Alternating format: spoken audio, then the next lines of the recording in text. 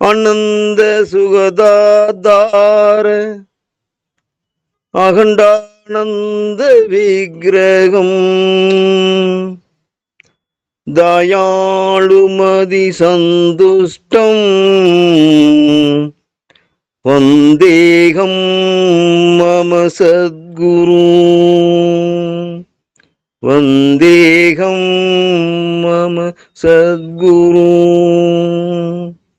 வந்தேகம் மம சத்குரு. ஆத்ம நமஸ்காரம். அனைவருக்கும் ஆத்ம நமஸ்காரம்.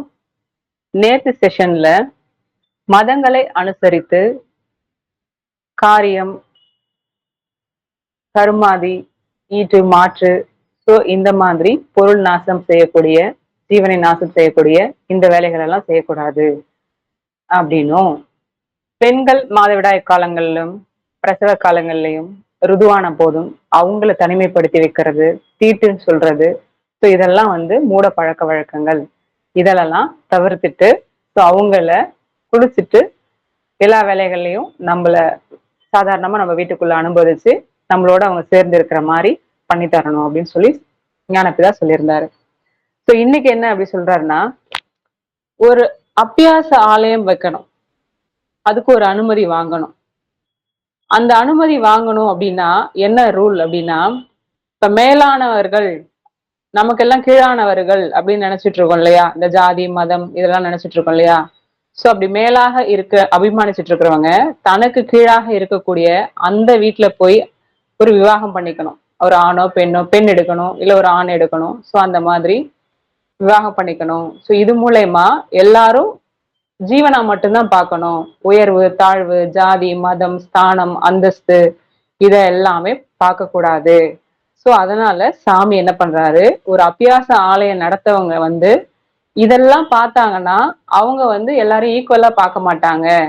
அதனால இத ஃபர்ஸ்ட் அவங்க விடுறதுக்கு தயாரா இருக்கிறாங்களா அப்படின்றதுக்காக இந்த சட்டத்தை சாமி வச்சிருக்கிறாரு.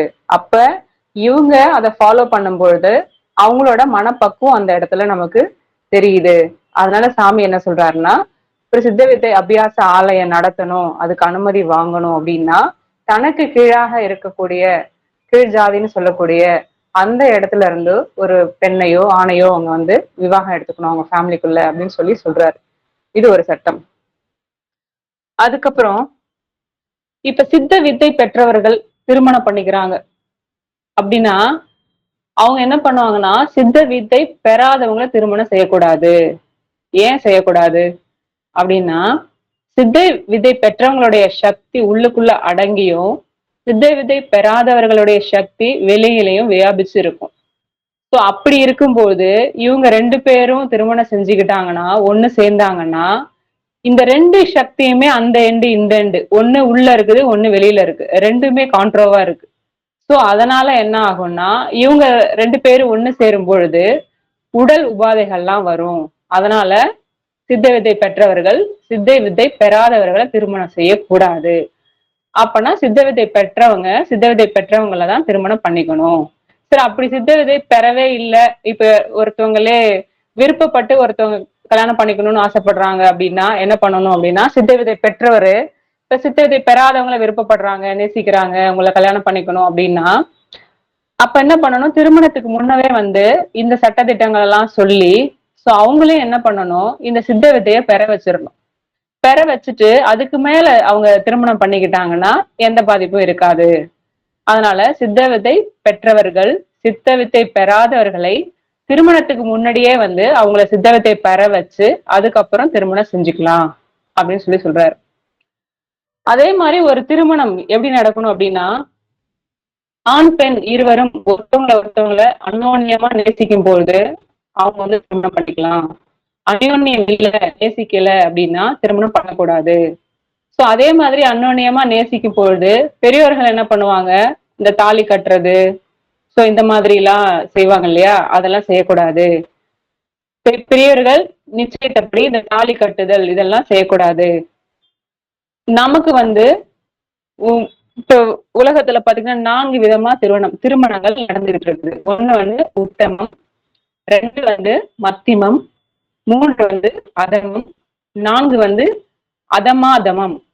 சோ இந்த மாதிரி 4 கேட்டகரியா வந்து இந்த திருமணங்கள் நடந்துட்டு இருக்குது. இதுல உத்தமம் அப்படின்ற விவாகம் பாத்தீங்கன்னா காந்தர்வ திருமணம்னு சொல்லுவாங்க. ஒரு ஆணும் பெண்ணும் யாருக்குமே தெரியாம கல்யாணம் பண்ணிப்பாங்க, மாலை மாத்திப்பாங்க, அவங்க 2 பேரும் ஒண்ணா வாழ்வாங்க. சோ இதுதான் வந்து காந்தர்வ திருமணம். முன்னாடி எல்லாம் இது ரொம்ப ஃபேமஸா நடந்துட்டு இருந்தது. ஆனா இப்ப வந்து இந்த காந்தர்வ திருமணம் நடப்புல இல்ல. அதுக்கப்புறம் பாத்தீங்கன்னா மத்திம விவாகம். இதுதான் சாமி நமக்கு கொடுத்திருக்கிறது. இந்த மத்திம விவாகம் என்ன அப்படின்னா, சபையில வச்சு ஒரு பெண் தன்னோட வலது கையால ஒரு ஆடவனுடைய இடது கைய பிடிப்பாங்க. அப்படி இல்லைன்னா ஒரு பெண் வந்து முதல்ல ஒரு ஆணோட கழுத்துல மாலை போடணும். அதுக்கப்புறம் ஒரு ஆண் வந்து பெண்ணோட கழுத்துல மாலை போடுவாங்க. சோ இதுதான் வந்து மத்திம விவாகம். இதுதான் சித்த வித்தியார்கள் இதைதான் ஃபாலோ பண்ணிக்கிட்டு இருக்கிறாங்க. சோ இது எப்படி பண்ணணும் அப்படின்லாம் சொல்லி சாமி வரைமுறை எல்லாம் கொடுத்திருக்கிறாரு. அதுக்கப்புறம் இந்த அதம விவாகம் அப்படின்னா என்னன்னா, தாலி கட்டுறது இப்ப வழக்கத்துல இருக்கு இல்லையா. சோ இதெல்லாம் ஒழிக்கணும், இதெல்லாம் பண்ணக்கூடாதுன்னு சொல்றாரு. அதமாதமம்னா இது தவிர்த்து மத்த எந்த வகையில நடக்குதோ, திருமணம்னு நடக்குதோ அது எல்லாமே அதமாதத்துல வந்து சேருது. சோ நாம ஃபாலோ பண்ணக்கூடியது இந்த மத்திம விவாகத்தை தான். அதனால என்ன சொல்றாரு சாமி, இந்த தாலி கட்டுதல் போன்ற அனாச்சாரங்களை அறவே ஒழிக்கணும் அப்படின்னு சொல்லி சொல்றாரு. அதே மாதிரி ஒரு திருமணம் நடக்கணும் அப்படின்னா ஜாதி மதமோ அந்தஸ்தோ ஏழை பணக்காரங்களோ இந்த எந்த ஒரு வேறுபாடும் பார்க்க கூடாது. மனப்பொருத்தம் மட்டும்தான் பார்க்கணும். ஒரு ஆணுக்கும் பெண்ணுக்கும் பிடிச்சிருக்கா, அவங்க மனசு ஒத்து போயிருச்சா, அதை மட்டும்தான் பார்க்கணும். எல்லாமே இப்ப உலகத்துல பார்த்தோம்னா 9 பொருத்தம் 10 பொருத்தம் பார்ப்பாங்க. சோ அதுல 7 பொருத்தம் 8 பொருத்தம் 9 பொருத்தம் அந்த மாதிரி எல்லாம் பார்ப்பாங்க. சோ இந்த மாதிரி பொருத்தங்கள் எல்லாம் பார்க்க கூடாது. மனசு ஒத்து போகாம பிடிக்கவே பிடிக்காம இவ்வளவு பொருத்தங்களையும் பார்த்து திருமணம் பண்ணி வச்சாங்கன்னா சோ அவங்களால சந்தோஷமாவோ நிம்மதியாவோ வாழ முடியுமா? வாழ முடியாது இல்லையா? அப்ப அவங்களுக்கு நேசிக்கிறவங்கள, பிடிச்சவங்கள, மனசு ஒத்து போறவங்கள சோ அவங்க கூட தான் வந்து அந்த திருமணத்தை அவங்களுக்கு நடத்தி வைக்கணும். அதனாலதான் வந்து இருக்கிறதுலே வந்து எல்லா பொருத்தங்களை விட மன பொருத்தம் தான் ரொம்ப சிறந்த பொருத்தம். அந்த மன பொருத்தம் இருந்தா வேற எந்த பொருத்தமும் தேவையில்லை. ஜாதக ரீதியா நம்ம 10 பொருத்தம் எல்லாம் பாக்குறோம் இல்லையா, அதெல்லாம் தேவையில்லை. ஆண் பெண் 2 பேருக்கும் மன பொருத்தம் இருந்தாலே அந்த விவாகத்தை நடத்தலாம் அப்படின்னு சொல்லி சாமி சொல்றார். அதே மாதிரி சித்த வித்தை பெற்றவர்கள் என்ன பண்ணுவாங்க, மனசாட்சிக்கு விரோதமாக எந்த செயலும் செய்யக்கூடாது. நம்ம மனசு தப்புன்னு ஒரு விஷயத்த சொல்லுதுன்னா அந்த விஷயத்த நாம செய்யக்கூடாது. அப்படி செஞ்சோம்னா அதுதான் மனசாட்சிக்கு விரோதம். இப்ப நாமளே நிறைய விஷயம் பண்ண போக்குல மனசு தப்பு செய்யாதன்னு சொல்லும். ஆனா நாம என்ன பண்ணுவோம், அதையும் தாண்டி இல்ல நம்ம சுயநலத்துக்காக அது தேவை அப்படின்னு போயிட்டு எதையாவது செய்வோம். சோ அந்த மாதிரி எல்லாம் மனசாட்சிக்கு விரோதமா நம்ம எதுவும் செய்யக்கூடாது அப்படின்னு சொல்லி சொல்றாரு சாமி. அது மட்டும் இல்லாம இந்த ராக துவேஷங்கள், விருப்பு வெறுப்பு இதெல்லாம் விட்டுட்டு சத்தியத்தை மட்டுமே முன்னிறுத்தி நியாயமாகவும் மரியாதையாகவும் சாந்தமாகவும் சந்தோஷமாகவும் நடக்கணும். சத்தியத்தை தான் நம்ம கையில எடுத்துக்கணும். சத்தியத்துக்கு விரோதமா யாதொன்றையும் செய்ய மாட்டோம்னு நாம வந்து சத்திய வாக்கு கொடுத்துட்டு தான் இந்த வித்தைய வாங்கியிருக்கிறோம். சோ அப்ப அந்த சத்தியத்தை முன்னிறுச்சு அததான் சாட்சியா வச்சு நாம என்ன நடக்கணும், நம்மளோட வாழ்க்கையில நியாயமா நடந்துக்கணும், அநியாயமா நடக்கக்கூடாது, மரியாதையா நடந்துக்கணும், மரியாதை குறைவா நடந்துக்க கூடாது, சாந்தமாக நடந்துக்கணும், கோபமா நடக்கக்கூடாது, சந்தோஷமாக இருக்கணும், துக்கமா இருக்கக்கூடாது. சோ அப்ப சித்த வித்தியார்த்திகள் என்ன பண்ணணும், ராகத்வேஷங்கள் எல்லாம் விட்டுட்டு சத்தியத்தை மட்டும் முன்னிறுத்தி நியாயமாகவும் மரியாதையாகவும் சாந்தமாகவும் சந்தோஷமாகவும் நடக்கணும் அப்படின்னு சொல்லி சாமி சொல்றாங்க. அதே மாதிரி சித்த வித்தையை பெற்றவர்கள் செய்யக்கூடிய வேலைகள் இருக்கு இல்லையா, அந்த வேலைகளால எந்த ஒரு ஜீவிக்கும் எந்த ஒரு இம்சையும் ஏற்படாதவன்னு பாத்துக்கணும். அவங்களோட வேலையை சூஸ் பண்ணும் பொழுது ஏதாவது ஒரு ஜீவிகளுக்கு அவங்க செய்யக்கூடிய அந்த வேலையால ஏதாவது ஒரு தொந்தரவு வருது அப்படின்னா சோ அது மாதிரி எல்லாம் இல்லாத ஒரு வேலையா பாத்துக்கணும்.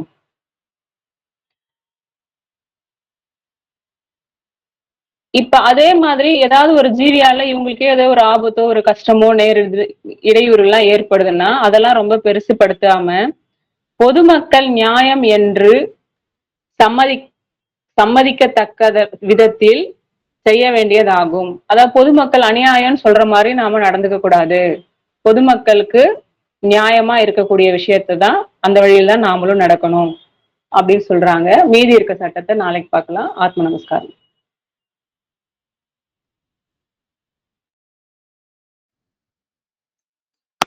அனைவருக்கும் ஆத்ம நமஸ்காரம். சித் சொரூபனும் சாந்தனும் பரபிரம்மமும் சத்குருவும் உமாபதியுமான ஈசனை யான் வணங்குகிறேன். பரமகுரு சிவானந்தரை வணங்குவதுடன் வணக்கத்துக்குரிய மற்ற மகான்களையும் நாளும் வணங்குகிறேன்.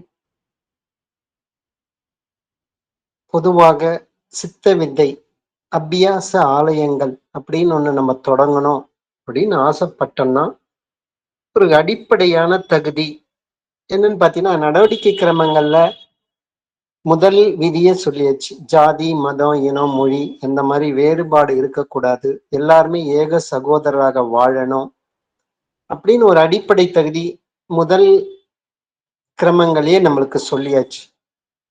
இப்ப அதை நம்ம பிராக்டிக்கலா நிரூபிக்கணும்ல.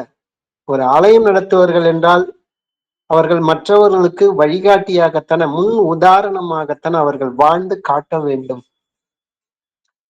அந்த விதத்துலதான் ஒரு உயர்ந்த ஜாதி அப்படின்னு சொல்றவங்க தாழ்ந்த ஜாதி அப்படின்னு சொல்றவங்களோட திருமணம் செய்து கொள்ள வேண்டும். அப்ப அந்த இடத்துல அந்த மாதிரி நாம் செய்யும் போது மட்டும்தான் நமக்குள்ளேயே அடிப்படையில நமக்குள்ளே அவரவர்களுக்குள்ளேயே இருக்கக்கூடிய அந்த ஜாதி என்ற அந்த இன மக்களை வேறுபடுத்தி பார்க்கக்கூடிய இந்த அகங்காரத்தினுடைய அந்த இன வித்தியாசம் என்பது ஃபர்ஸ்ட் நமக்கு வரணும். அதுல இருந்து விடுபடணும், நம்ம விடுபடணும். அப்ப ஆலயம் நடத்துறவங்க ஃபர்ஸ்ட் அவங்க அதுல விடுபடணும். அவங்கதான் ஃபர்ஸ்ட் ஒரு சட்டங்களுக்கு உதாரணமாக வாழக்கூடியவர்களாக இருக்கணும். அப்பதான் ஆலயம்னு ஒண்ணு நிறுவனா அவங்களுடைய நடத்தை பார்த்துட்டு தான் மற்றவர்களும் வித்தை வரத்துக்கு ஒரு வழிகாட்டியாக இருக்கணும். அப்ப ஃபர்ஸ்ட் அந்த மாதிரி திருமணம் செய்யும் போது மட்டும்தான் அவரவர்களுக்குள்ளேயே அந்த திருமணம் செய்து கொண்டவருக்குள்ள அவங்க ரெண்டு பேருக்குள்ளேயே ஃபர்ஸ்ட் இந்த ஜாதி மத இன வேறுபாடுன்றது முதல்ல அவங்களுக்குள்ளேயே அது வேரோடு அறுக்கப்படும். அது அப்படி செய்பவர்கள் தான் அந்த மாதிரி ஆலயம் நடத்துறவங்களுக்கு எல்லாம் ஒரு முன்னுரிமை கொடுக்கலாம் அப்படின்ற முறையில ஞானபிதா 6வது அத்தியாயம் சொல்றாரு. அடுத்தது பாத்தீங்கன்னாலும் சித்த வித்தை பெற்றவர்கள் சித்த வித்தையை பெறாதவர்களை திருமணம் செய்து கொள்ளக்கூடாது.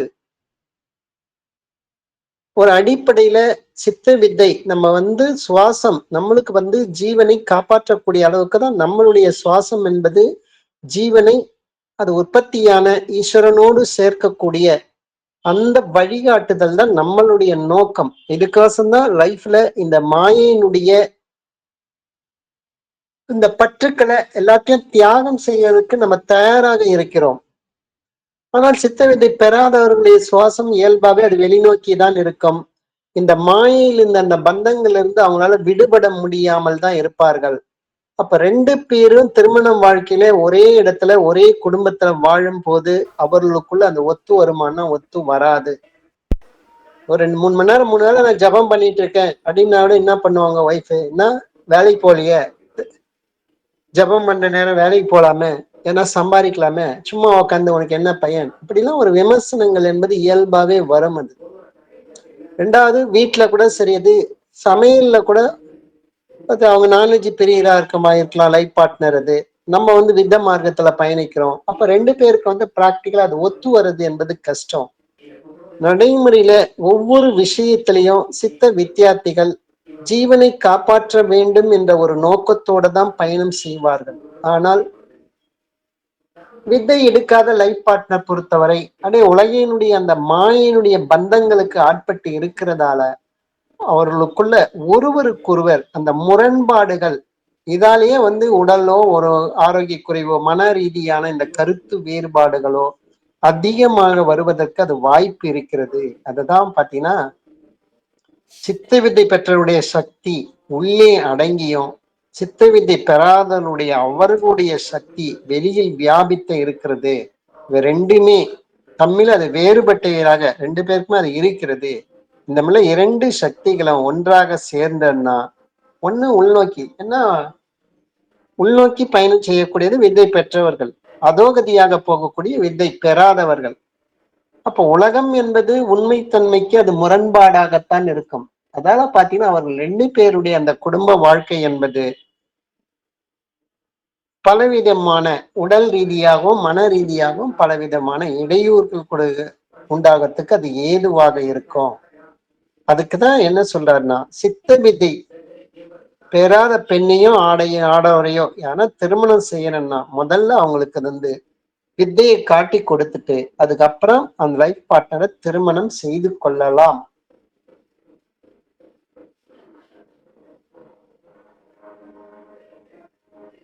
கூடவே சரியது அந்த திருமணம் என்பது ரொம்ப இயல்பாக யதார்த்தமாக எளிமையாக இருக்க வேண்டும். திருமணம் என்ற முறையில அதிகப்படியான அந்த பொருள் விரயம் செய்வது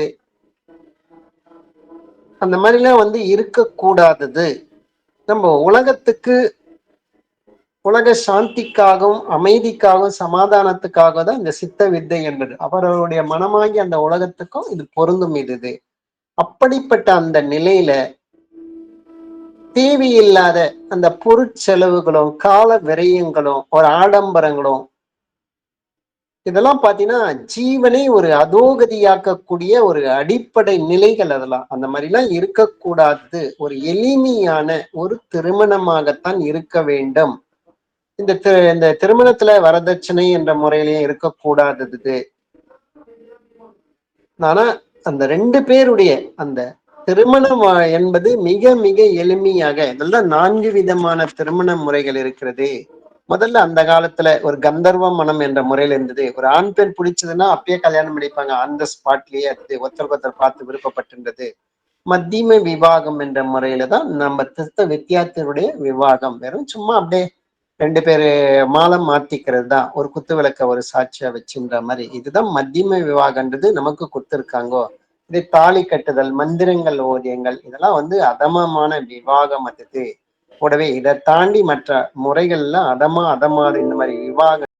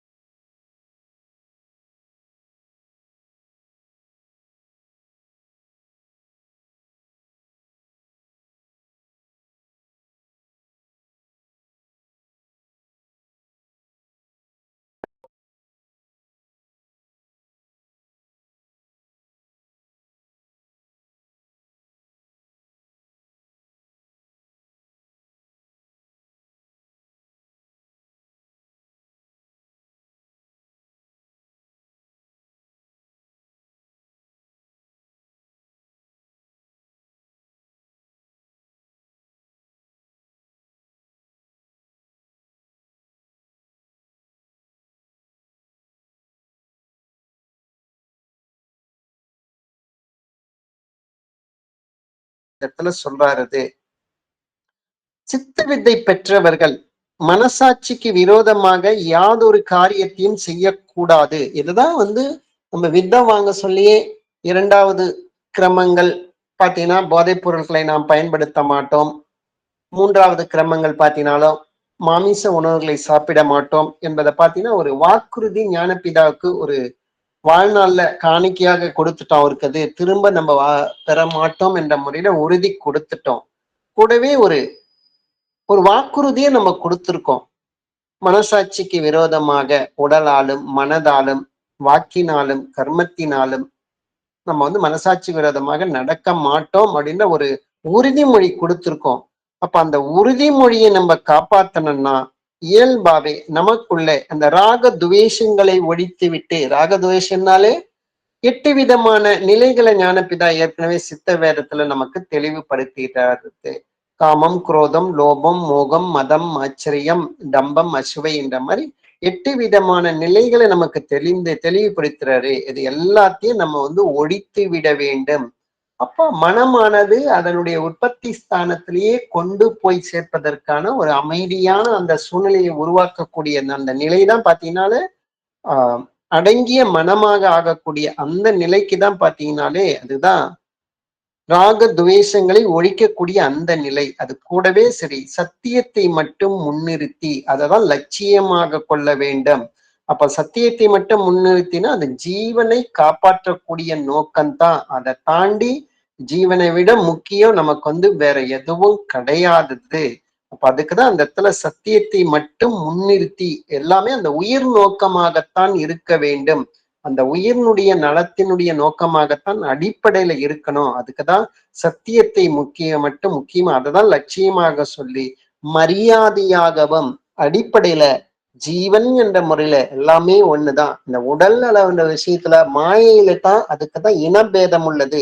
இவன் பணக்காரன், ஏழை, அதே மாதிரி படிச்சவன், படிக்காதவன் அப்படின்ற மாதிரி பலவிதமான வேறுபாடுகள் என்பது அகங்காரத்துக்கான இந்த உடலுக்கு தான் அது இயல்பாவே இருக்கிறது. இந்த மனதுக்கு தான் அது இயல்பாவே அது இருக்கிறது. ஆனா உயிர் நோக்கம் என்ற முறையில பாத்தீங்கன்னாலே அது இயல்பாகவே எல்லாமே ஒரு சமம் என்ற ஒரு நிலை தான் அதுக்குதான் அந்த இடத்துல மரியாதையாகவும் மிக்க சாந்தமாகவும் அமைதியில ஒரு ஆனந்தம் என்ற ஒரு நிலையில இருக்கணும்.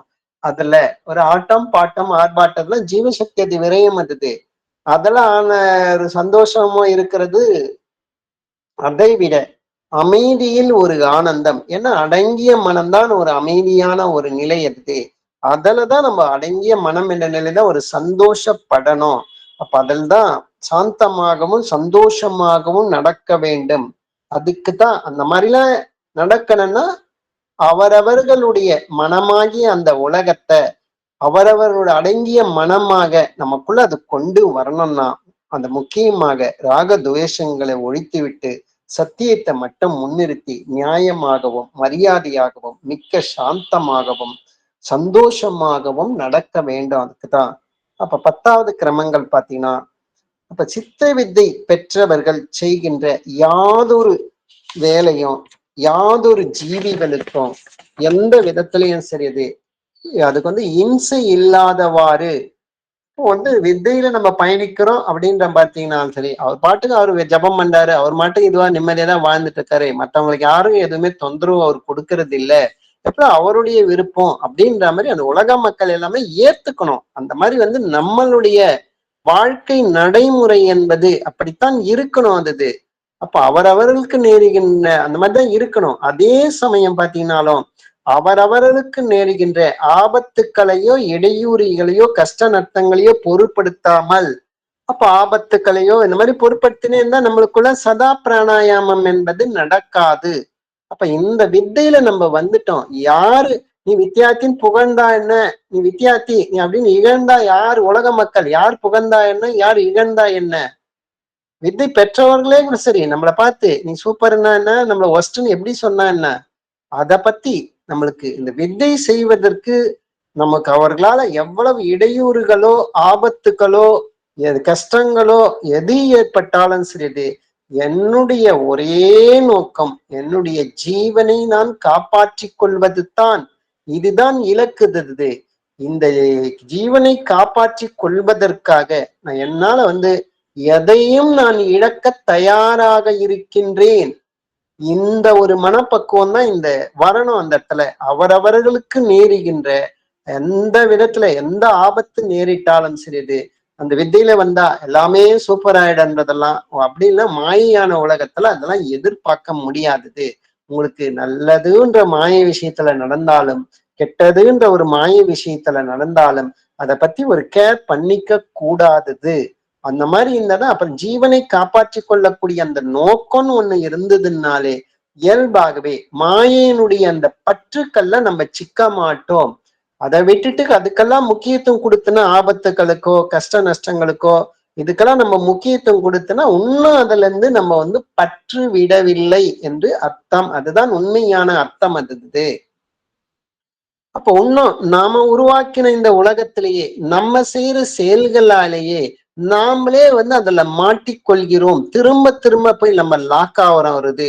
அதுக்குதான் இந்த மாதிரி ஆபத்துக்களையோ இடையூறுகளோ கஷ்டத்துல பொருட்படுத்தவில்லை என்றால் அப்போ இயல்பாகவே நம்மளுக்கு இயல்பா அது மேல ஒரு பற்று இல்லாத ஒரு நிலையை நம்ம உருவாக்கி தரும்.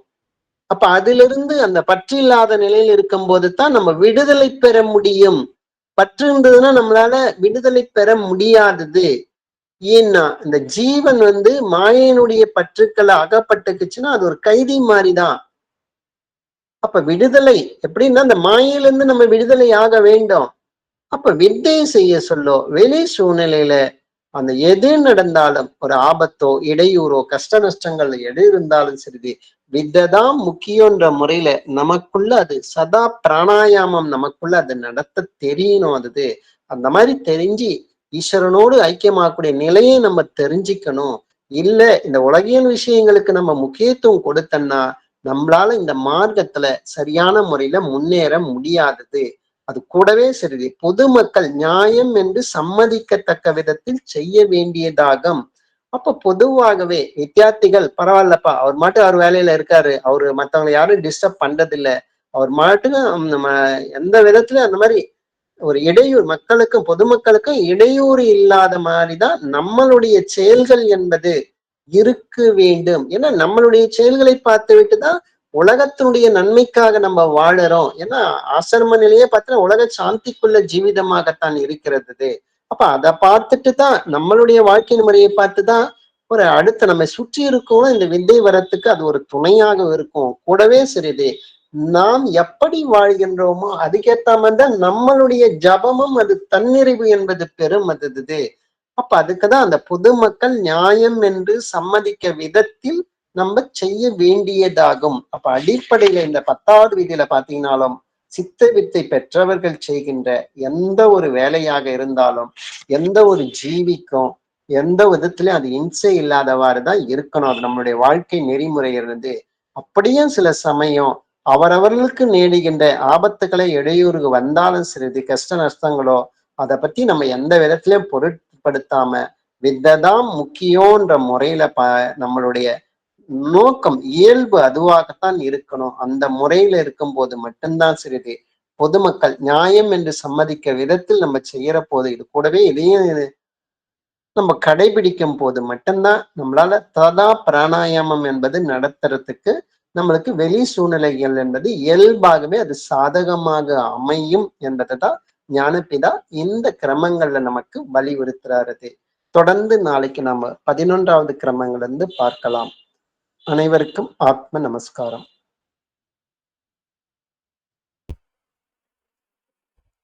உடம்பினுடைய சகலவிதமான பாகங்களிலும் பரவி எப்பொழுதும் விட்டு தெரியாமல் ஸ்நேகம் மோகம் முதலிய கெட்ட வழக்கங்களை உண்டாக்கி கொண்டிருக்கின்ற ராகத்து வேசாதிகளான விருப்பு வெறுப்பு எனும் பெரும் வியாதிகள் யார் ஒருவரால் வேறொரு அறுக்கப்படுகிறதோ அந்த அசாதாரண வைத்தியருக்கே நமஸ்காரம். நம்ம நேத்திக்கு வரைக்கும் 5 சட்டங்களை நம்ம பார்த்துருந்தோம். இன்னைக்கு பார்க்க இருக்கிறது 6வது சட்டம். ஒரு சித்த வித்யாபியாச ஆலயம் அதை நம்ம தொடங்கணும் அப்படின்னு சொன்னா அதுக்கு எந்த விதமான ஜாதி வேறுபாடுகள் ஸ்தானாபானங்கள் அதாவது உயர்ந்தவர் தாழ்ந்தவர் அப்படிங்கிற எந்த ஒரு விஷயமும் நம்ம ஏற்படுத்தக்கூடாது. அதுக்காக வேண்டி சாமி என்ன சொல்றாரு அப்படின்னா, நாம உயர்ந்தவர்கள்னு சொல்லி யார் யாரெல்லாம் அபிமானிச்சுட்டு இருக்கிறாங்களோ அவங்கெல்லாம் தாழ்ந்தவர்கள்னு அபிமானிக்கக்கூடியவங்களோட பெண்ணு கொடுத்து பெண்ணு வாங்கிக்கிற மாதிரியான ஒரு விஷயத்த செஞ்சுக்கணும். அப்ப என்னன்னா 2 பேருமே சம அளவுல வந்துருவாங்க.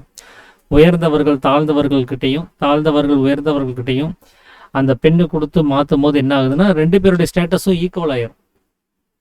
அப்படி ஒரு மன நிலைமைக்கு யார் வர்றாங்களோ அப்போ அந்த அவங்கள மட்டுமே தான் சேர்த்துக்கிட்டு நாம சித்த வித்தை அபியாச ஆலயத்தை நம்ம வந்து தொடங்க முடியும் அப்படிங்கிறதையும் சாமி வந்து சொல்றாரு.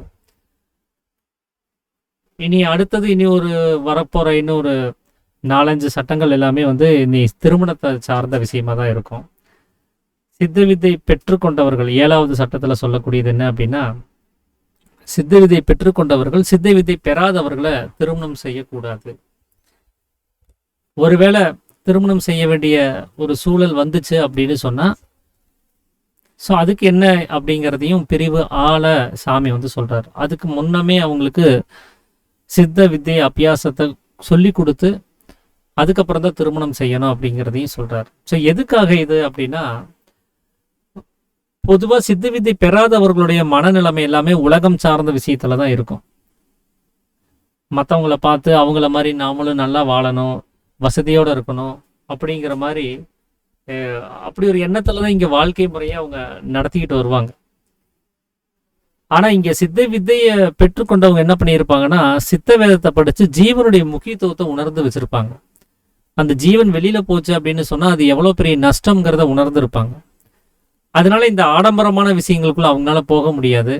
அவசியமான விஷயத்தை தவிர்த்து அவசியம் இல்லாத விஷயங்களுக்குள்ளார அவங்க அதிகமா தன்னுடைய ஜீவனை கொண்டு போய் செலவு பண்றத தடுக்கிறதுக்கு தான் அவங்க முயற்சி பண்ணிட்டு இருப்பாங்க.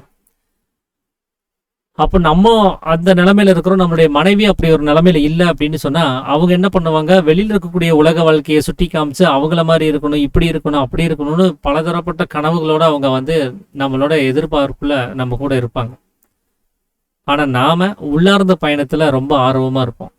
வெளியில இருக்கக்கூடிய விஷயம்லாம் அது கனவு தான், இது பொய் தான் அப்படின்னு சொல்லி ஒரு நினப்புல நாம இருப்போம். அப்போ இந்த 2 பேருனுடைய அந்த மனநிலைமையானது எதிரெதிர் கோணங்களாக இருக்கிறதுனால முதல்ல வந்து அந்த மனஸ்தாபங்கள் அதிகமாக நிறைய இடத்துல நடக்கும். அவங்களோட அந்யோன்யமா நடக்கிறதுக்கு முடியாது. அவங்களும் பூஜை புனஸ்காரம்னு சொல்லி பலதரப்பட்ட சமய சடங்குகளை மேற்கொள்றவங்களா இருந்தாங்க அப்படின்னு சொன்னா நாமளும் அவங்களோட சண்டை போட்டுட்டு இருக்க முடியாது. அது எனக்கு பிடிக்காதுன்னு சொல்லி அதை நம்ம தவிர்க்கவும் முடியாது. அது மட்டும் இல்லாம இங்க அவங்கவுங்களுடைய மன சக்தியா இருக்கக்கூடிய அந்த விஷயமும் கூட இங்க உள்ளுக்குள்ள அடங்கி இருக்கும், அங்க வெளியில வியாபிச்சிருக்கும். ஸோ இதனால இவங்க 2 பேரும் சேரும் போது என்ன ஆகுது அப்படின்னா பலவிதமான வியாதிகள் உண்டாகிறதுக்கு கூட ஒரு வாய்ப்புகள் ஏற்படுது அப்படிங்கிறத இங்க சாமி வந்து சுட்டி காமிக்கிறாரு. இதுல என்னன்னா, இப்போ ஒருவேளை உபதேசம் 2 பேரும் வாங்கிட்டாங்க, ஆனா ஒருத்தர் உபதேசமே பண்ணல, ஆனா ஒருத்தர் நல்லா ப்ராக்டிஸ் பண்ணியிருக்கிறாரு. இப்போ அவங்களுடைய மனநிலைமை என்னவா இருக்கும், இப்போ அவங்களுக்கு வந்து சக்தி அடங்குறதுலும் சக்தி வியாபிக்கிறதும் வித்தியாசம் இருக்குமா இருக்காதா அப்படின்னு கேட்டா வாங்காதவங்களை விட இது ஓரளவுக்கு பரவாயில்லன்னு தான் சொல்ல முடியும். வாங்கலை அப்படின்னு சொன்னா அதிகமா வெளியில போயிட்டு இருக்கோம், இவங்க ஓரளவுக்காக தடுக்கிறதுக்கு முயற்சியாவது அட்லீஸ்ட் பண்ணிட்டு இருப்பாங்க. அதனால அவங்க பண்றாங்களோ பண்ணலையோ, ஆனா வாங்கிட்டாங்கன்னா கூட நம்ம ஓரளவுக்கு ஒரு திருப்தியா இருந்துக்கலாம்னு வச்சுக்கோங்களேன். நாளடைவில் அவங்களுக்கு வந்து என்ன ஆகுனா அந்த புரிதல் தன்மை கொஞ்சம் கொஞ்சமா மேம்பட மேம்பட அவங்க செய்யறதுக்கு வந்துருவாங்க. ஆனா வாங்கவே இல்லை அப்படின்னு சொன்னா அவங்க வர்றதுங்கிறது ரொம்ப பெரிய கஷ்டம். அங்க பெரிய ஒரு விரிசலானது நடந்துகிட்டே இருக்கும். அதனால தான் அட்லீஸ்ட் வித்தை கொடுத்துட்டாவது அந்த திருமணத்தை செய்யணும் அப்படிங்கிறத சாமி வந்து சொல்றாரு. அதனால தான் மற்ற மார்க்கங்கள்ல கூட தனியா போனா உபதேசம் கொடுத்துருவாங்க, ஆனா நம்ம மார்க்கத்துல தனியா போனா உபதேசம் யாரும் தரமாட்டாங்க. அதுவும் ஃபேமிலியா, அதாவது திருமணமானதுக்கு அப்புறம் நம்ம போய் உபதேசம் கொடுத்தோம் அப்படின்னு கேட்டோம் அப்படின்னு சொன்னா கண்டிப்பா கொடுக்க மாட்டாங்க. முன்னமே கொடுத்துருந்தா கூட அதை அவ்வளவு தூரம் யோசிச்சுட்டு தான் கொடுக்குறாங்க.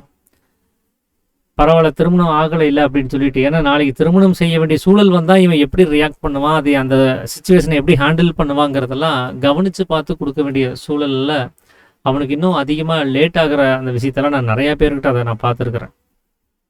அவங்க பொறுமையா இருந்து அந்த பக்குவத்தெல்லாம் புரிஞ்சுக்கிட்டு தான் கொடுக்குறாங்க. ஸோ அதைத்தான் இங்க சாமி வந்து சட்டத்துல சொல்லியிருக்கிறாரு. திருமணம் செய்ய வேண்டி வந்தால் அவங்களுக்கு முன்னமே சித்த வித்தை சார்ந்த எல்லா விவரங்களும் தெரியப்படுத்தி அவங்களுக்கு அந்த ஆர்வம் இருக்கும் பட்சத்தில் அவங்களுக்கு அந்த உபதேசத்தையும் கொடுக்கப்பட்டதுக்கு அப்புறம் தான் நாம திருமணமே செய்து கொள்ள வேண்டியது இருக்குது அப்படிங்கிறது. அதே மாதிரி திருமணம் எந்த வகையா நடத்தணும் அப்படிங்கிறதையும் பிரிவு அப்படின்னு சொல்றதுல சாமி வந்து சொல்றார். பொதுவா வந்து ஒரு 4 விதமான விவாக முறைகள் இருக்குது. உத்தமம், மத்தியமம், அதமம், அதமாதமம்.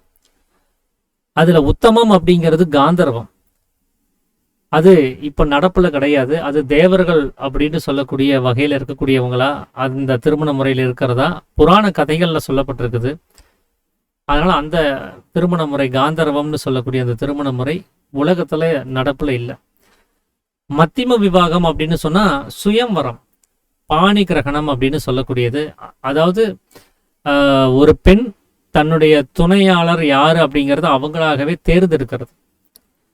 எப்படி இந்த ராமாயணம் ஸ்டோரியில வந்து சீதாவும் ராமனுக்கும் ஒரு திருமணம் அரங்கேற ஒரு விஷயத்த வந்து புராண கதைகள்ல சொல்லப்பட்டிருந்ததோ அதுதான் வந்து மத்தியம விவாகம். அது பாணி கிரகணம், அதாவது சுயம்வரமாக இருக்கக்கூடிய ஒரு விவாகம். அடுத்தது அதம விவாகம் அப்படின்னு சொன்னா இப்போ நம்மளுடைய இந்து மத சம்பிரதாயங்கள்ல இருக்கக்கூடியது தாலி கட்டுற அந்த விவாக முறை. அதமாதமம் அப்படின்னு சொன்னா பாக்கி இருக்கக்கூடிய திருமண முறை, ரிஜிஸ்டர்ல போய் சைன் பண்ணி கல்யாணம் பண்ணிக்கிறது, மோதிரம் மாத்தி கல்யாணம் பண்ணிக்கிறது, இப்படி வேற எந்தெந்த வகையில திருமண முறைகள் இருக்குதோ பாக்கி இருக்கக்கூடிய அத்தனை திருமண முறைகளும் அதமாதமம் அப்படின்னு சொல்லக்கூடிய முறையில வரக்கூடியது. இங்க இந்த உத்தம விவாகம்ங்கிறது இப்ப நடப்புல இல்லாததுனால மத்தியம விவாகமே செய்ய வேண்டியது அப்படிங்கிறார். அதாவது அந்த பெண் தன்னுடைய துணையாளரை தேர்ந்தெடுத்து அவங்களுக்கு மாலை சூட்டணும், அவ்வளவுதான். எல்லா சபையும் முன்னாடியும் வச்சு இவர் தான் என்னுடைய கணவர் அப்படிங்கிறத அவங்க உறுதிப்படுத்துறதுக்காக வேண்டி அந்த பெண்ணினுடைய முதல்ல பெண்ணு வந்து அவர் அவங்க செலக்ட் பண்ண ஒரு ஆடவருடைய கழுத்துல மாலை அணிவிச்சதுக்கு அப்புறம் அந்த ஆடவர் பெண்ணினுடைய கழுத்துல மாலையை சூட்டுவாங்க. அப்புறம் அந்த விளக்கோ இல்லை ஏதாவது அக்னியோ இருக்குது அப்படின்னு சொன்னா அதை வலம் வருவாங்க கையை பிடிச்சிக்கிட்டு. அதை தவிர்த்து வேற எந்த ஒரு இதுவும் இல்லை. அதுல எந்த ஒரு சம்பிரதாயங்களோ இல்லை சமய சடங்குகளோ இல்லை. இந்த மாதிரி 2 பேர் வந்து திருமணம் செய்யக்கூடிய முறைகள்ல நம்ம பாக்கி இருக்கக்கூடிய எந்த முறைகளும் நம்ம பின்பற்ற வேண்டியது கிடையாது. மத்தியம விவாகம்ங்கிற அந்த பாணி கிரகணம், அதாவது சுயம்வரம்ங்கிற அந்த ஒரு திருமண முறையை மட்டுமே தான் சாமி சித்த வித்தியார்த்திகளுக்காக, சித்த வித்தை பெற்றவர்களுக்காகவே, ஏன்னா இந்த சட்டம் சித்த வித்தை பெற்றவர்கள் தான் தொடங்குது. சித்த வித்தை பெற்றவர்களாக இருந்தாலும் கூட இந்த முறையில தான் திருமணம் செய்யணும் அப்படிங்கிறத சாமி வந்து சொல்லியிருக்கிறார். 8வது சட்டம் வந்து இந்த திருமணம் பண்றதுக்கு முன்னாடி வந்து அந்த ஜாதகம் எல்லாம் பார்ப்பாங்க. அந்த வித்தியாசம், ஆணுடைய ஜாதக வித்தியாசம், பெண்ணினுடைய ஜாதகத்துக்கு இருக்கக்கூடிய வித்தியாசம், அந்த 10 பொருத்தங்கள் பார்க்கறது. அது இல்லாம அவங்க ஜாதி பொருத்தம் பார்ப்பாங்க, ஸ்டேட்டஸ்க்கான பொருத்தம் பார்ப்பாங்க, இப்படி என்னென்னமோ பார்க்குறாங்க. ஸோ அது எதுவுமே நீங்க பார்க்க வேண்டியது கிடையாது. இங்க பார்க்க வேண்டிய ஒரே ஒரு விஷயம் என்ன அப்படின்னா, அவங்க 2 பேருடைய மனசு ஒன்றுபட்டிருக்கான்னு மட்டும் பாருங்க, ஒருத்தருக்கு ஒருத்தர் பிடிச்சு போயிருக்கான்னு மட்டும் பாருங்க. ஏன்னா அந்த ஒரு பொருத்தம் இல்லை அப்படின்னு சொன்னா பாக்கி இருக்கக்கூடிய அத்தனை பொருத்தங்களும் பொருந்தி இருந்தாலும் கூட அவங்கனால சரியா வாழ முடியாது. அதனால அந்த ஒரு பொருத்தம் இருந்துச்சுன்னு சொன்னா மற்ற பொருத்தங்கள் பொருந்தலைன்னா கூட அவங்களால அட்ஜஸ்ட் பண்ணிட்டு இருக்க முடியும். அதனால இங்க ரொம்ப முக்கியமான பொருத்தம் அப்படிங்கிறது மன பொருத்தம் தான். அந்த பொருத்தம் இருந்துச்சு அப்படின்னு சொன்னா நாம எதையுமே கவனிக்க வேண்டியது கிடையாது, அவங்களுக்கு திருமணம் நடத்தி வைக்கிறதுக்கு தயாராகிக்கலாம் அப்படிங்கிறதையும் சொல்றார். ஸோ இதுதான் 7வது 8வது அப்படிங்கிற இந்த 2 பகுதிகளில் இருக்கக்கூடிய திருமணம் சார்ந்த சட்டங்கள். அதுக்கு அடுத்ததாக வரக்கூடியது என்ன அப்படின்னா, நாம எந்த ஒரு செயலை செய்யறதா இருந்தாலும் 9வது சட்டங்கள்ல சித்த வித்தை பெற்றவர்கள் அவங்க மனசாட்சிக்கு விரோதமாக எந்த ஒரு காரியத்தையும் செய்யக்கூடாது. நியாயமா, மரியாதையா, சாந்த குணத்தோட அவங்க சத்தியத்துக்காக மட்டுமே கட்டுப்பட்டு அவங்க சந்தோஷமா நடக்கணும் அப்படிங்கறத சொல்றாரு. அதனால எந்த ஒரு செயல் செய்யறதா இருந்தாலும் அது சத்தியத்துக்கு கட்டுப்பட்டு இருக்கணும். அதுல நம்ம செய்யக்கூடிய தொழில்கள் ஆகட்டும், நாம செய்யக்கூடிய செயல்கள் ஆகட்டும், எல்லாத்துலயுமே அப்படிதான் இருக்கணும் அப்படிங்கிறதையும் சாமி வந்து இங்க சொல்றாரு. 10வது சட்டம் வந்து நாம செய்யக்கூடிய தொழில், உபஜீவனத்துக்காக நாம மேற்கொள்ளக்கூடிய அந்த தொழில் அப்படிங்கிறது எந்த ஒரு ஜீவிகளுக்கும் இம்சை இல்லாத மாதிரி இருக்கணும். மற்ற ஜீவிகளை இம்சைப்படுத்துற அந்த தொழில்களை நம்ம செய்யக்கூடாது. அது மற்ற ஜீவிகளாகட்டும் மற்ற மனுஷங்களாகட்டும் அவங்களுக்கு இம்சை இருக்கிற மாதிரியான, அவங்களுக்கு ஆபத்துகளை உண்டாக்கக்கூடிய எந்த ஒரு கஷ்ட நஷ்டத்தையோ இல்லை பொருட்சேதத்தையோ ஏற்படுத்தக்கூடிய தொழில்களை நம்ம செய்யக்கூடாது. இந்த பொதுமக்கள் எதை நியாயம்னு சொல்லி அவங்க ஏத்துக்கிறாங்களோ அந்த தொழில்களை தான் செய்யணும். அநியாயம்னு சொல்லக்கூடிய தொழில்களை செய்யக்கூடாது. அடுத்தது, சித்த வித்தை பெற்றவர்கள் எந்த ஒரு விதத்திலும் கெட்ட பேர் உண்டாக்கும்படி எந்த ஒரு வேலையும் செய்யக்கூடாது. நம்முடைய நடவடிக்கைகளாகட்டும் நம்ம செய்யக்கூடிய தொழில்களாகட்டும் கெட்ட பெயர் உண்டாக்குற மாதிரி. யாருக்கு அப்படின்னா, இப்போ நாம ஒரு தவறு பண்றோம் அப்படின்னு சொன்னா அது நம்மளை மட்டும் சார்ந்தது கிடையாது, நம்ம குடும்பத்துக்கும் சேர்த்துதான் அதை பாதிப்பை ஏற்படுத்துது. அதுல குடும்பம் மட்டும் பாதிக்கப்படுறது கிடையாது, நாம எந்த மார்க்கத்தை சார்ந்திருக்கோமோ அந்த மார்க்கத்துக்கும் சேர்த்துதான் கெட்ட பேர் வருது. ஒரு சாமியார் கைதாச்சு அப்படின்னு சொன்னா இந்த மடத்துல இருக்கக்கூடிய இந்த சாமியார் கைதுனே போடுவாங்க. இந்த மார்க்கத்தை சார்ந்தவர் கைது. ஒரு முஸ்லீம் அப்படின்னு சொன்னா அந்த முஸ்லீம் சார்ந்த மதத்தையும் அதுல சேர்த்தி தான் அவங்க அதைய ஒரு ஃபால்ட்டா சொல்றாங்க. அந்த மாதிரி நாம செய்யக்கூடிய ஒவ்வொரு செயல்களையும் ஏதாவது ஒரு வகையில நமக்கு ஒரு பிரச்சனை இருக்குது அப்படின்னு சொன்னா, அதுல பொதுமக்களுக்கு இடையூறு உண்டாக்குற மாதிரி ஒரு செயல்களை செய்யறோம் அப்படின்னு சொன்னா அது நாம பின்பற்றி வரக்கூடிய நம்முடைய மார்க்கத்துக்கும் சேர்த்த ஒரு கெட்ட பேரை உண்டாக்கக்கூடிய ஒரு விஷயமா இருக்கும். அதை நம்ம எப்பவுமே கவனத்தில் வச்சுக்கணும். அதனால சித்த வித்தை பெற்றவர்கள், சித்த வித்தியார்த்திகள் யாராக இருந்தாலும் சரி, ஒவ்வொரு நடவடிக்கைகளையும் நாம செய்யக்கூடிய ஒவ்வொரு வார்த்தைகளையும், பேசக்கூடிய ஒவ்வொரு வார்த்தைகளையும் கவனமாக தான் கையாளணும் அப்படிங்கிறதையும் இந்த சட்டம் இங்க சொல்லுது. ஸோ இதுதான் 11வது சட்டமாக நமக்கு கொடுக்கப்பட்டிருக்கக்கூடியது. அடுத்தது 12வது சட்டம் சொல்லக்கூடியது என்ன அப்படின்னா, சித்த வித்தை பெற்றவர்கள் தாமாக 2 ஆயுதங்களை உண்டாக்க வேண்டியது இருக்குது அப்படிங்கிறார். அது என்ன அப்படின்னா, இந்த பீரங்கி குண்டே வந்தாலும் கூட அதை கூட தடுக்கிறதுக்கு சரியா இருக்கக்கூடிய ஒரு கேடயம், எதிரில் ஒரு இமயமலையே வந்தாலும் சரி அதை ஒரே வெட்டில் வெட்டி எறியக்கூடிய அளவுக்கு ஒரு வாள், இந்த 2ஐயும் அவங்கவுங்க உண்டாக்கிக்கணும் அப்படிங்கிறார். இந்த 2ஐயும் உண்டாக்கி எந்த சண்டைக்கு நம்ம போறோம் அப்படின்னா, இந்த மாயை அப்படின்னு சொல்லக்கூடிய அந்த சண்டைக்கு தான் போறோம். அதோட தான் இப்ப சண்டையை போட போறோம். அதுக்கு இந்த 2மே நமக்கு அவசியம்ங்கிறார். அதுல அந்த கேடயம் அப்படின்னு சொன்னது நமக்கு அந்த பொறுமை, அந்த ஷமா அப்படின்னு சொல்லக்கூடிய அந்த பொறுமை அப்படிங்கிறது வாளு, துணிவு அப்படிங்கிறது கேடயம், தீரத்தை அப்படின்னு சொல்லக்கூடிய துணிவு. அவ்வளோ துணிஞ்சு நாம ஒரு வேலையை செய்யறோம் அப்படின்னு சொன்னா அதனால உண்டாகக்கூடிய தள்ளு முள்ளு, மானம் போகக்கூடிய விஷயம், அவமானங்கள், கஷ்ட நஷ்டங்கள், இப்படி எதுவாக இருந்தாலும் சரி அதெல்லாமே பொறுமையோட நம்ம அதை கை கொள்ளணும், அதைய சந்தோஷமாக அதை அனுபவிக்கணும் அப்படிங்கிறதையும் சொல்றார். சரி, இந்த 2 ஆயுதங்களை நம்ம எப்படி பயன்படுத்தணும் அப்படிங்கிறத கூட சாமி ஒரு உதாரணம் மூலமா சொல்லியிருப்பார். இப்ப ராமதாசன், கிருஷ்ணதாசன் 2 பேர் இருக்கிறாங்க. அவங்க 2 பேரும் நண்பர்கள் தான், ஒருத்தருக்கு ஒருத்தர் பார்த்து பேசிக்கிறதுங்கிறது வழக்கம் தான். ஆனா இவங்க 2 பேரும் சேர்றது இந்த ஊருக்கு பிடிக்கல, இந்த உலகத்துக்கு பிடிக்கல. இவங்க 2 பேரும் சேரக்கூடாதுங்கிற எண்ணத்துல இருக்கிறாங்க. ஆனா இவங்க 2 பேரும் சேர்றதுனால இந்த உலகத்துக்கு ஒரு பிரச்சனையும் கிடையாது தான், ஆனாலும் சேரக்கூடாதுன்னு அடம்பிடிக்கிறாங்க. அதுக்காக இவங்க 2 பேரும் சேராம தடுக்கிறதுக்கு என்னென்ன வழிவகை இருக்கோ அத்தனையும் செஞ்சுக்கிட்டே இருக்கிறாங்க. இந்த ராமதாசனுடைய வீட்டுக்கு கிருஷ்ணதாசர் போகும்போது அந்த கிருஷ்ணதாசனை பிடிச்சி அடிக்கவும் செய்யறாங்க, தள்ளவும் செய்யறாங்க.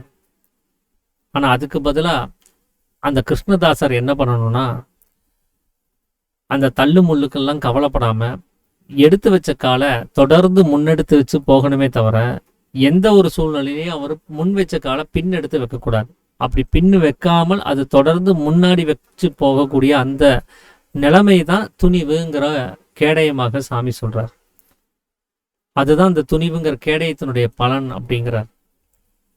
அப்போ நாம் ஒரு உத்தேசிச்சிருக்கிறோம், இந்த மாதிரி நாம் ஒரு ரூல்ஸில் வரணும், இந்த மாதிரி ஜபத்தை இத்தனை மணி நேரம் பண்ணணும், இந்த மாதிரி நிலையங்களுக்கு நம்ம தொடர்ந்து போகணும் அப்படின்னு ஏதாவது ஒரு காரியத்தை நாம் நம்மளுடைய நல்ல நடவடிக்கைகளுக்காக நாம் ஒரு உத்தேசிச்சிருக்கிறோம் அப்படின்னு சொன்னால், அந்த காரியம் தொடர்ந்து நடைபெறுவதற்கு நாம் தொடர்ந்து முன்னேறணுமே தவிர அதுக்கு எந்த ஒரு காரணத்தையும் குறிப்பிட்டு அந்த காரியம் நடக்காமல் நம்ம பின்னடைத்து வைக்கக்கூடாது. இன்னைக்கு வேண்டாம், நாளைக்கு பார்த்துக்கலாம், இல்லை இந்த ஒரு வேலை வந்ததுனால இதை நிறுத்திடலாம் அப்படின்னு சொல்லி எந்த வகையிலையும் அதை நாம் தள்ளி போடக்கூடாது. அதுதான் இந்த துணிவுங்கிற கேடயத்தினுடைய பலன். அதை செய்யும் போது நமக்கு அவ்வளோ துணிச்சலோட ஒரு விஷயத்துல இறங்கி செய்யும் போது நமக்கு எவ்வளவோ அவமானங்கள் வரலாம், கஷ்ட நஷ்டங்கள் வரலாம், தள்ளுமுள்ளு வரலாம், அடிதடிகள் இருக்கலாம். ஆனா அதுக்கெல்லாம் எந்த வகையிலையும் நாம கவலைப்படாம, எந்த வியாகுலமும் அடையாம, அவங்க தள்ளுறவங்க மேல எந்த ஒரு விரோதத்தையும் காமிக்காம அதை மகிழ்ச்சியோட அனுபவிக்கணும். அதுதான் பொறுமைங்கிற வாளினுடைய பலன். இதுல இந்த ராமதாசன் அப்படிங்கிறவர் யாரு அப்படின்னா அது ஜீவன்னு நான் நினைக்கிறேன். இந்த கிருஷ்ணதாசன் அப்படிங்கிறது யாரு அப்படின்னா அது மனசு அப்படின்னு நான் நினைக்கிறேன். இந்த மனசும் இந்த ஜீவனும் சேரணும் அப்படிங்கிறது தடுக்கிற அந்த உலகம்ங்கிறது எது அப்படின்னா அகங்காரம் அப்படின்னு நான் நினைக்கிறேன். இந்த அகங்காரம்னுடைய வேலையே இந்த ரெண்டு பேரும் சேர விடாம தடுக்கிறதுக்கு என்னென்ன வேலைகள் செய்ய முடியுமோ அதெல்லாம் செஞ்சுக்கிட்டே தான் இருக்கு. ஸோ அதுக்கெல்லாம் நம்ம எந்த வகையிலையும் ஒத்துழைக்காம இந்த மனமாக இருக்கக்கூடிய கிருஷ்ணதாசனை ராமனாக இருக்கக்கூடிய ராமதாசனாக இருக்கக்கூடிய அந்த ஜீவன் கிட்ட கொண்டு போய் சேர்க்கறதுக்கான முயற்சியை எப்பவுமே தொடர்ந்து செய்யணும்.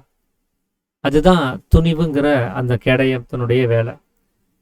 அதனால இங்கே எவ்வளவோ இழக்க வேண்டியது இருக்கும், எவ்வளவோ விஷயங்களை நம்ம தியாகம் பண்ண வேண்டியது இருக்கலாம், எவ்வளவோ அவமானங்களை சந்திக்க வேண்டியது இருக்கலாம், எவ்வளவோ கஷ்ட நஷ்டங்களை அனுபவிக்க வேண்டியது இருக்கலாம், எவ்வளவோ பொருட்செலவுகளை நம்ம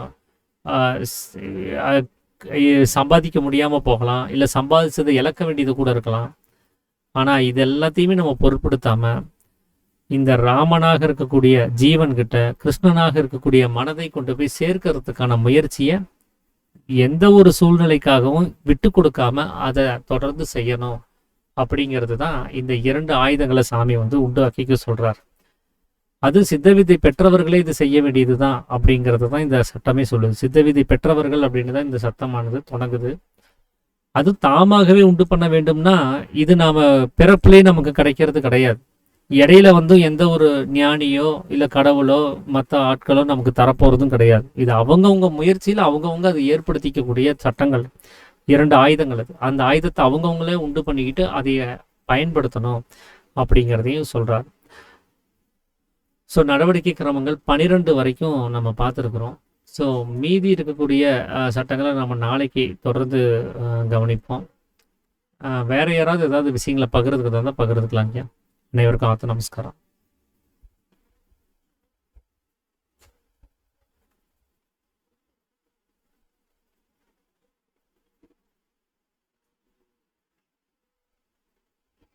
சரிங்க, அப்போ நிறைவு பண்ணிடலாம்னு நினைக்கிறேன்.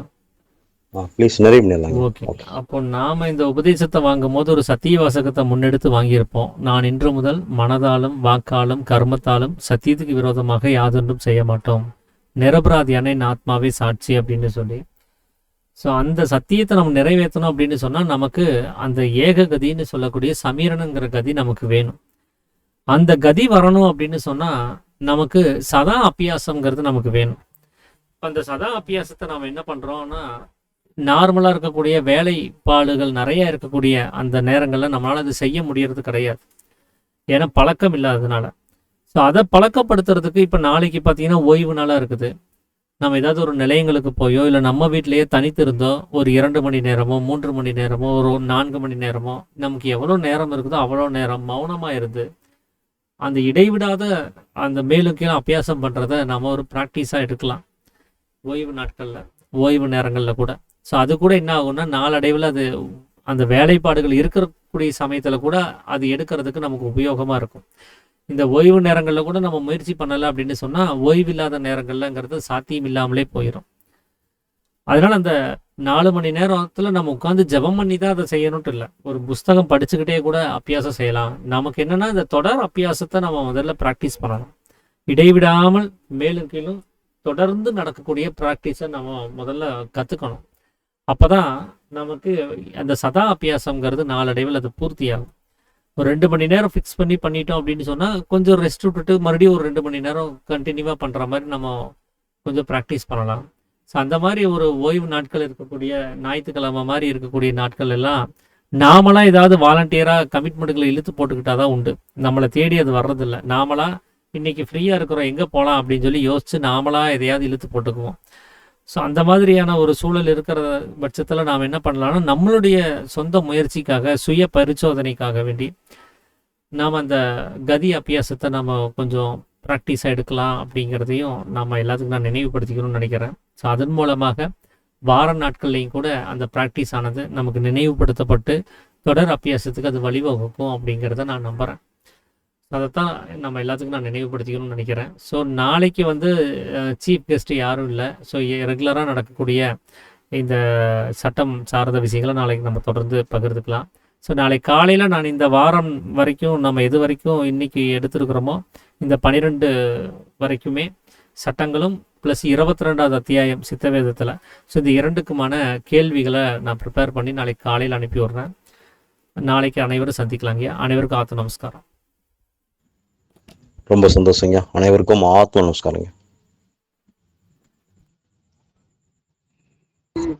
அனைவருக்கும் ஆத்ம நமஸ்காரம் ஐயா.